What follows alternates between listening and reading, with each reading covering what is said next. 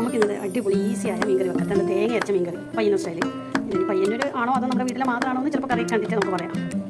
ആദ്യം തന്നെ ഇതിലേക്ക് കൂട്ടേണ്ട സാധനങ്ങൾ: കുറച്ച് തേങ്ങ, 2-3 ഉള്ളി, കുഞ്ഞുള്ളി, ഇത്തിരി പുളി. ഇനി വലിയ നാരങ്ങ വലുപ്പത്തിലൊന്നും എടുക്കണ്ട, ചെറിയ ഒരു നെല്ലിക്ക വലുപ്പത്തിൽ മതി. ഇനി കുറച്ച് ജീരകം, മഞ്ഞൾപ്പൊടി, പറങ്കിപ്പൊടി, മല്ലിപ്പൊടി, ഇത്തിരി ജീരകം ഇത്യാദി സാധനങ്ങളെല്ലാം നല്ല അടിപൊളിയായിട്ട് അരച്ചെടുക്കുക. ഇനി അവിയൽ പരുവത്തിൽ അരച്ച ഈ അരപ്പ് നമുക്ക് മീനിലേക്ക് ഒന്ന് തട്ടി കൊടുക്കാം. അത് അവിയൽ പരുവെന്ന് വെച്ചാൽ നമ്മളെ മീനോ അവിയൽ പരുവത്തിലാണ് ഇല്ലത്.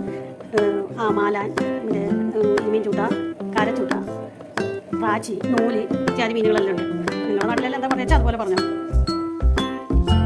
പിന്നെ ഒരു പ്രത്യേക കാര്യം, നമുക്ക് മീൻ കഴുകുമ്പോൾ നന്നായിട്ട് കഴുകേണ്ടി വരും. നമ്മുടെ കൈ എല്ലാം തിരിച്ച് കറങ്ങി അവസാനം ഇതിൻ്റെ പണ്ടാരടങ്ങുന്ന കൊണ്ട് കഴുകുക.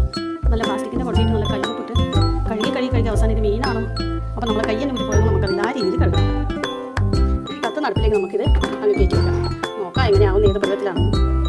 തൽക്കാലം ഇതൊന്ന് തിളച്ച് വരുമ്പോൾ ഒന്ന് ചുറ്റിച്ച് കൊടുക്കും. പക്ഷേ ഇപ്പോൾ ചുറ്റിച്ച് കൊടുക്കാൻ ഇതിൻ്റെ എഡിറ്റിങ്ങും ഇതിൻ്റെ റെക്കോർഡിങ്ങും എല്ലാം നമ്മൾ തന്നെ ആയതുകൊണ്ട് ഇപ്പം ചുറ്റിക്കാനാവും കാര്യമില്ല. അതുകൊണ്ട് തൽക്കാലം ഇളക്കി കൊടുക്കുക. റെക്കോർഡിങ്ങും എഡിറ്റിങ്ങും എല്ലാം നമ്മൾ തന്നെയാണല്ലോ. അപ്പോൾ സെൽഫ് ആയതുകൊണ്ട് നമുക്ക് ചുറ്റിക്കാൻ കിട്ടാത്തതുകൊണ്ടാണ് തൽക്കാലം ഇളക്കി കൊടുക്കുന്നത്. ഒരു പ്രത്യേക കാര്യം, ഉപ്പിടാൻ മറക്കല്ലാലും. ഇനി ഉപ്പിടാതെ വെച്ചെന്ന് പറഞ്ഞിട്ട് ആരും കുറ്റം പറയുന്നല്ലോ. അതേപോലെ തന്നെ ഇളക്കി കൊടുത്തിട്ടില്ലേ പിന്നെ കരിഞ്ഞ അവസാനം എങ്ങോട്ട് എത്തിയെന്നൊന്നും പറയാൻ പറ്റില്ല. ഇനി അതിലേക്ക് 2 കറിവേപ്പില ഇടും. നമ്മുടെ വീട്ടിൽ തന്നെ പിടിച്ചതാണ് ഇടുന്നത് നല്ലത്. കിട്ടാത്തവർക്ക് പിന്നെ വാങ്ങിച്ചിട്ട് കിട്ടും.